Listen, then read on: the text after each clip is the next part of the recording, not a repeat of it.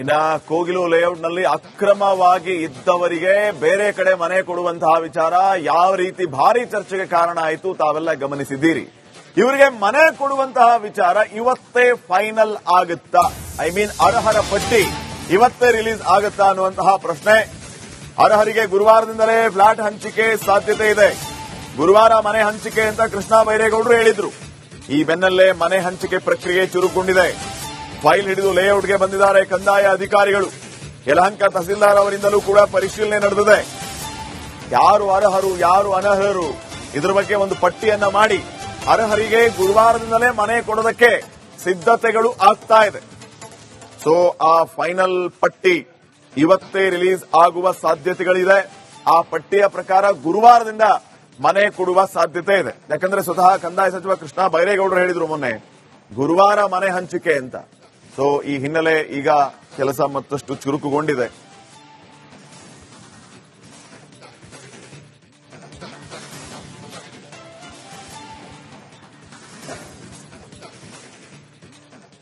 ಕೋಗಿಲು ನಿವಾಸಿಗಳಿಗೆ ಮನೆ ಕೊಡುವಂತಹ ವಿಚಾರ ಭಾರಿ ಚರ್ಚೆಗೆ ಕಾರಣ ಆಗಿತ್ತು. ಈ ಬಿಜೆಪಿಯವರು ಕೂಡ ಯಾವುದೇ ಕಾರಣಕ್ಕೂ ಮನೆ ಕೊಡೋದಕ್ಕೆ ಬಿಡಲ್ಲ ಅಂತ ಹೇಳಿದ್ದಾರೆ. ನಾವು ಸ್ಥಳಕ್ಕೆ ಹೋಗಿ ಪ್ರತಿಭಟನೆಯನ್ನ ಮಾಡ್ತೀವಿ. ಇವರೆಲ್ಲ ಯಾರು, ಯಾರಿಗೆ ಮನೆಯನ್ನ ಕೊಡ್ತಾ ಇದ್ದೀರಿ ನೀವು? ಈ ಪ್ರಶ್ನೆಯನ್ನ ಬಿಜೆಪಿ ಮಾಡಿತ್ತು. ನಮ್ಮ ತೆರಿಗೆ ರೊಕ್ಕ, ನಮ್ಮ ತೆರಿಗೆಯ ದುಡ್ಡಿನಿಂದ ನೀವು ಕಂಡುಕೊಂಡವ್ರಿಗೆ ಮನೆ ಕೊಡೋದಕ್ಕೆ ಹೋದ್ರೆ ನಿಮ್ಗೇನು ಹೇಳೋರು ಕೇಳೋರು ಯಾರಿಲ್ವಾ? ನೀವು ಆಡಿದ್ದೇ ಆಟವಾ ಅಧಿಕಾರದಲ್ಲಿ ಇದೀರಿ ಅಂದ ಮಾತ್ರಕ್ಕೆ ತುಷ್ಟೀಕರಣ, ಓಲೈಕೆ ರಾಜಕಾರಣ ಅಂದ್ರೆ ಈ ಮಟ್ಟಕ್ಕ ಅಂತ ವಿಪಕ್ಷದವರು ಪ್ರಶ್ನೆಯನ್ನ ಮಾಡಿದ್ರು.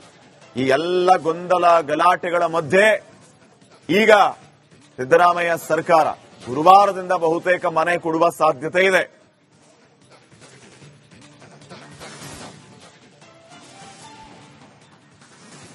ಅಪ್ಡೇಟ್ಸ್ ಕೊಡ್ತಾರೆ ಪ್ರತಿನಿಧಿ ಸತ್ತಾರ್. ಈಗ ಫೋನ್ ಸಂಪರ್ಕದಲ್ಲಿ ಸತ್ತಾರ್, ಏನೆಲ್ಲ ಅಪ್ಡೇಟ್ಸ್ ಕೊಡ್ತೀರಿ ವಿಚಾರವಾಗಿ?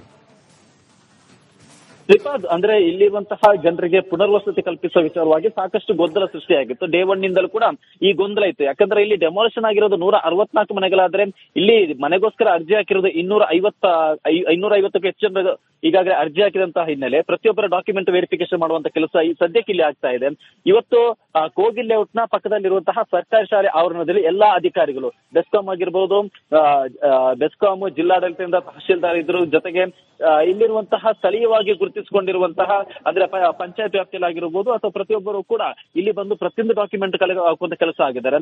ಈಗಾಗಲೇ ಒಂದಿಷ್ಟು ಜನರಿಗೆ ಕಾಲ್ ಮಾಡಿದ್ರು, ನಿಮ್ಮ ಸರ್ವೆ ಸಂದರ್ಭದಲ್ಲಿ ಯಾರ್ಯಾರ್ದು ಡಾಕ್ಯುಮೆಂಟ್ 5 ವರ್ಷಗಳಿಂದ ಇಲ್ಲಿಯೇ ವಾಸವಿದ್ರು ಅನ್ನೋ ನಿಟ್ಟಿನಲ್ಲಿ ಯಾರು ಡಾಕ್ಯುಮೆಂಟ್ ಸಬ್ಮಿಟ್ ಮಾಡಿದ್ರು ಅಂತವರನ್ನ ಕಾಲ್ ಮಾಡಿ ಇವತ್ತು ಕರೆಸ್ಕೊಂಡಿದ್ರು. ಅವರ ಪ್ರತಿಯೊಂದು ಡಾಕ್ಯುಮೆಂಟ್ ಅನ್ನು ಇವತ್ತು ಕಂಪ್ಯೂಟರ್ಗೆ ಹಾಕಿ ಅದನ್ನು ಪ್ರತಿಯೊಂದನ್ನು ಪರಿಶೀಲನೆ ಮಾಡುವಂತ ಕೆಲಸ ಆಗಿತ್ತು. ಉದಾಹರಣೆಗೆ ಇಲ್ಲಿ ರೇಷನ್ ಕಾರ್ಡ್ ಆಗಿರಬಹುದು, ಆಧಾರ್ ಕಾರ್ಡ್ ಆಗಿರೋ ಅದನ್ನು ಕಂಪ್ಯೂಟರ್ಗೆ ಹಾಕಿ ಡೇಟ್ ಆಫ್ ಇಶ್ಯೂ ಯಾವಾಗ ಆಗಿದೆ, 5 ವರ್ಷಗಳ ಹಿಂದೆ ಇಲ್ಲಿರುವಂತಹ ಜನರ ಡೇಟ್ ಆಫ್ ಇಶ್ಯೂ ಆಗಿದೆ, ಅವರ ಕೈಗೆ ಆಧಾರ್ ಕಾರ್ಡ್ ಸಿಕ್ಕಿದೆ ಅನ್ನೋದನ್ನ ಪರಿಶೀಲನೆ ಮಾಡುವಂತ ಕೆಲಸ ಆಯಿತು. ಜೊತೆಗೆ ಕಳೆದ ವರ್ಷದ ಮತಪಟ್ಟಿಯನ್ನು ಕೂಡ ತರಿಸುವುದು 2023 ಸಂದರ್ಭದಲ್ಲಿ ಚುನಾವಣಾ ಪಟ್ಟಿಯಲ್ಲಿ ಇವರು ಹೆಸರಿತ್ತ ಅನ್ನೋದಕ್ಕೆ ಸಂಬಂಧಪಟ್ಟ ಹಾಗೆ ಅದನ್ನು ಕೂಡ ವೆರಿಫಿಕೇಶನ್ ಮಾಡುವಂತ ಕೆಲಸ ಆಯಿತು.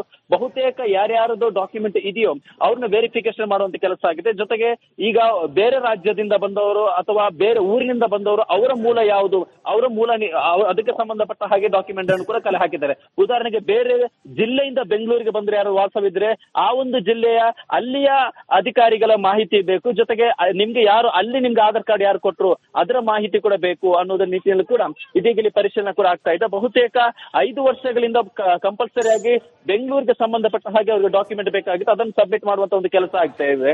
ಒಂದು ಕಡೆ ಈ ಪ್ರಕ್ರಿಯೆ ಆಗ್ತಾ ಇದ್ರೆ, ಮತ್ತೊಂದು ಕಡೆಯಲ್ಲಿ ವಾಶಿ ಮತ್ತು ಕೋಗಿಲೇಟ್ನ ಬಹುತೇಕರು ಇಲ್ಲಿಗೆ ಬಂದು ತಮ್ಮ ಡಾಕ್ಯುಮೆಂಟ್ ಇದೆಯಾ, ತಮ್ಮಲ್ಲಿ ಹೆಸರು ಕೂಡ ಮಾಹಿತಿಗಾಗಿ.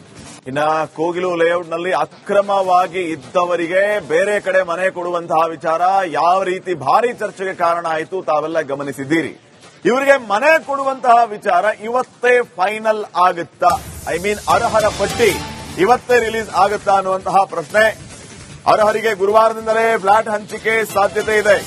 ಗುರುವಾರ ಮನೆ ಹಂಚಿಕೆ ಅಂತ ಕೃಷ್ಣ ಬೈರೇಗೌಡರು ಹೇಳಿದ್ರು. ಈ ಬೆನ್ನಲ್ಲೇ ಮನೆ ಹಂಚಿಕೆ ಪ್ರಕ್ರಿಯೆ ಚುರುಕುಗೊಂಡಿದೆ. ಫೈಲ್ ಹಿಡಿದು ಲೇಔಟ್ಗೆ ಬಂದಿದ್ದಾರೆ ಕಂದಾಯ ಅಧಿಕಾರಿಗಳು. ಯಲಹಂಕ ತಹಸೀಲ್ದಾರ್ ಅವರಿಂದಲೂ ಕೂಡ ಪರಿಶೀಲನೆ ನಡೆದಿದೆ. ಯಾರು ಅರ್ಹರು ಯಾರು ಅನರ್ಹರು ಇದರ ಬಗ್ಗೆ ಒಂದು ಪಟ್ಟಿಯನ್ನ ಮಾಡಿ ಅರ್ಹರಿಗೆ ಗುರುವಾರದಿಂದಲೇ ಮನೆ ಕೊಡೋದಕ್ಕೆ ಸಿದ್ಧತೆಗಳು ಆಗ್ತಾ ಇದೆ. ಸೊ ಆ ಫೈನಲ್ ಪಟ್ಟಿ ಇವತ್ತೇ ರಿಲೀಸ್ ಆಗುವ ಸಾಧ್ಯತೆಗಳಿದೆ. ಆ ಪಟ್ಟಿಯ ಪ್ರಕಾರ ಗುರುವಾರದಿಂದ ಮನೆ ಕೊಡುವ ಸಾಧ್ಯತೆ ಇದೆ. ಯಾಕಂದ್ರೆ ಸ್ವತಃ ಕಂದಾಯ ಸಚಿವ ಕೃಷ್ಣ ಬೈರೇಗೌಡರು ಹೇಳಿದ್ರು ಮೊನ್ನೆ ಗುರುವಾರ ಮನೆ ಹಂಚಿಕೆ ಅಂತ. ಸೊ ಈ ಹಿನ್ನೆಲೆ ಈಗ ಕೆಲಸ ಮತ್ತಷ್ಟು ಚುರುಕುಗೊಂಡಿದೆ.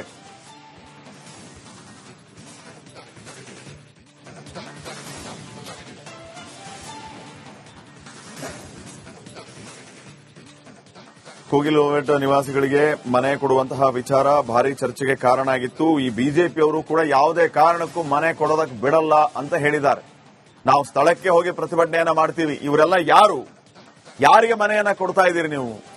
ಈ ಪ್ರಶ್ನೆಯನ್ನ ಬಿಜೆಪಿ ಮಾಡಿತ್ತು. ನಮ್ಮ ತೆರಿಗೆ ರೊಕ್ಕ, ನಮ್ಮ ತೆರಿಗೆಯ ದುಡ್ಡಿನಿಂದ ನೀವು ಕಂಡುಕೊಂಡವ್ರಿಗೆ ಮನೆ ಕೊಡೋದಕ್ಕೆ ಹೋದ್ರೆ ನಿಮ್ಗೇನು ಹೇಳೋರು ಕೇಳೋರು ಯಾರಿಲ್ವಾ? ನೀವು ಆಡಿದ್ದೇ ಆಟವಾ? ಅಧಿಕಾರದಲ್ಲಿ ಇದೀರಿ ಅಂದ ಮಾತ್ರಕ್ಕೆ ತುಷ್ಟೀಕರಣ, ಓಲೈಕೆ ರಾಜಕಾರಣ ಅಂದ್ರೆ ಈ ಮಟ್ಟಕ್ಕ ಅಂತ ವಿಪಕ್ಷದವರು ಪ್ರಶ್ನೆಯನ್ನ ಮಾಡಿದ್ರು. ಈ ಎಲ್ಲ ಗೊಂದಲ ಗಲಾಟೆಗಳ ಮಧ್ಯೆ ಈಗ ಸಿದ್ದರಾಮಯ್ಯ ಸರ್ಕಾರ ಗುರುವಾರದಿಂದ ಬಹುತೇಕ ಮನೆ ಕೊಡುವ ಸಾಧ್ಯತೆ ಇದೆ.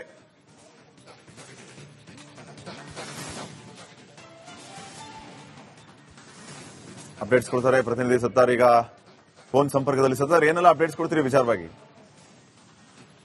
ಶ್ರೀಪಾದ್, ಅಂದ್ರೆ ಇಲ್ಲಿರುವಂತಹ ಜನರಿಗೆ ಪುನರ್ವಸತಿ ಕಲ್ಪಿಸುವ ವಿಚಾರವಾಗಿ ಸಾಕಷ್ಟು ಗೊಂದಲ ಸೃಷ್ಟಿಯಾಗಿತ್ತು. ಡೇ ಒನ್ ನಿಂದಲೂ ಕೂಡ ಈ ಗೊಂದಲ ಇತ್ತು. ಯಾಕಂದ್ರೆ ಇಲ್ಲಿ ಡೆಮಾಲಿಷನ್ ಆಗಿರೋದು 164 ಮನೆಗಳಾದ್ರೆ ಇಲ್ಲಿ ಮನೆಗೋಸ್ಕರ ಅರ್ಜಿ ಹಾಕಿರೋದು 250ಕ್ಕೂ ಹೆಚ್ಚು ಜನರು ಈಗಾಗಲೇ ಅರ್ಜಿ ಹಾಕಿದಂತಹ ಹಿನ್ನೆಲೆ ಪ್ರತಿಯೊಬ್ಬರ ಡಾಕ್ಯುಮೆಂಟ್ ವೆರಿಫಿಕೇಶನ್ ಮಾಡುವಂತ ಕೆಲಸ ಈ ಸದ್ಯಕ್ಕೆ ಇಲ್ಲಿ ಆಗ್ತಾ ಇದೆ.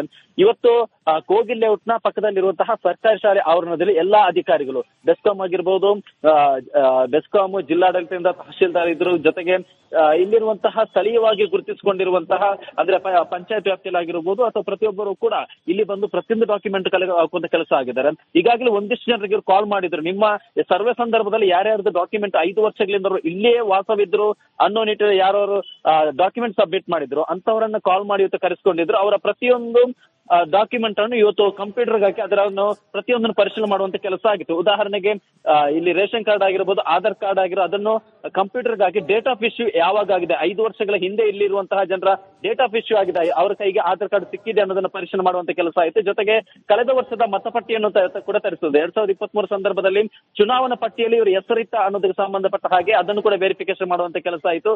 ಬಹುತೇಕ ಯಾರ್ಯಾರದು ಡಾಕ್ಯುಮೆಂಟ್ ಇದೆಯೋ ಅವ್ರನ್ನ ವೆರಿಫಿಕೇಶನ್ ಮಾಡುವಂತ ಕೆಲಸ ಆಗಿದೆ. ಜೊತೆಗೆ ಈಗ ಬೇರೆ ರಾಜ್ಯದಿಂದ ಬಂದವರು ಅಥವಾ ಬೇರೆ ಊರಿನಿಂದ ಬಂದವರು ಅವರ ಮೂಲ ಯಾವುದು, ಅವರ ಮೂಲ ಅದಕ್ಕೆ ಸಂಬಂಧಪಟ್ಟ ಹಾಗೆ ಡಾಕ್ಯುಮೆಂಟ್ ಅನ್ನು ಕೂಡ ಕಲೆ ಹಾಕಿದ್ದಾರೆ. ಉದಾಹರಣೆಗೆ ಬೇರೆ ಜಿಲ್ಲೆಯಿಂದ ಬೆಂಗಳೂರಿಗೆ ಬಂದ್ರೆ ಯಾರು ವಾಸವಿದ್ರೆ ಆ ಒಂದು ಜಿಲ್ಲೆಯ ಅಲ್ಲಿಯ ಅಧಿಕಾರಿಗಳ ಮಾಹಿತಿ ಬೇಕು. ಜೊತೆಗೆ ನಿಮ್ಗೆ ಯಾರು ಅಲ್ಲಿ ನಿಮ್ಗೆ ಆಧಾರ್ ಕಾರ್ಡ್ ಯಾರು ಕೊಟ್ಟರು ಅದರ ಮಾಹಿತಿ ಕೂಡ ಬೇಕು ಅನ್ನೋದರ ನೀತಿಯಲ್ಲಿ ಕೂಡ ಇದೀಗ ಇಲ್ಲಿ ಪರಿಶೀಲನೆ ಕೂಡ ಆಗ್ತಾ ಇದೆ. ಬಹುತೇಕ 5 ವರ್ಷಗಳಿಂದ ಕಂಪಲ್ಸರಿ ಆಗಿ ಬೆಂಗಳೂರಿಗೆ ಸಂಬಂಧಪಟ್ಟ ಹಾಗೆ ಅವ್ರಿಗೆ ಡಾಕ್ಯುಮೆಂಟ್ ಬೇಕಾಗಿತ್ತು, ಅದನ್ನು ಸಬ್ಮಿಟ್ ಮಾಡುವಂತ ಒಂದು ಕೆಲಸ ಆಗ್ತಾ ಇದೆ. ಒಂದು ಕಡೆ ಈ ಪ್ರಕ್ರಿಯೆ ಆಗ್ತಾ ಇದ್ರೆ, ಮತ್ತೊಂದು ಕಡೆಯಲ್ಲಿ ವಾಶಿ ಮತ್ತು ಕೋಗಿಲೇಟ್ನ ಬಹುತೇಕರು ಇಲ್ಲಿಗೆ ಬಂದು ತಮ್ಮ ಡಾಕ್ಯುಮೆಂಟ್ ಇದೆಯಾ, ತಮ್ಮಲ್ಲಿ ಹೆಸರು ಕೂಡ ಮಾಹಿತಿಗಾಗಿ